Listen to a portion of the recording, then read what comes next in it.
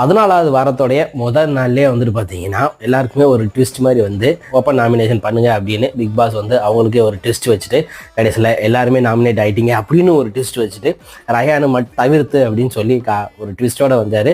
ஸ்டார்டிங்கே வந்துட்டு பார்த்தீங்கன்னா யாரெல்லாம் வந்துட்டு பிஆர் டீம் வச்சுட்டு உள்ளே வந்திருக்கிறீங்க, பிஆர் டீம் வச்சுருக்கவங்க பற்றி நீங்கள் என்ன கருத்துக்கள் சொல்கிறீங்க அப்படிங்கிறத பற்றி கேட்டாங்க.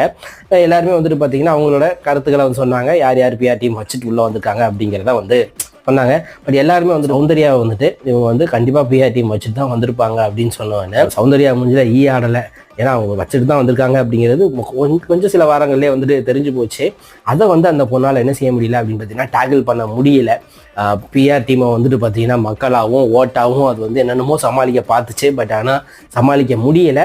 பட் தீபக் போரோ வந்துட்டு பார்த்தீங்கன்னா ஓகே அது பிஆர் டீம் வச்சுக்கிறதுங்கிறது உன்னுடைய விருப்பம், என்ன செஞ்சாருன்னா சமாளிக்க பார்த்தாரு. பட் ஆனால் அந்த வந்து சௌந்தர்யா பொண்ணு ஏற்றுக்க முடியல.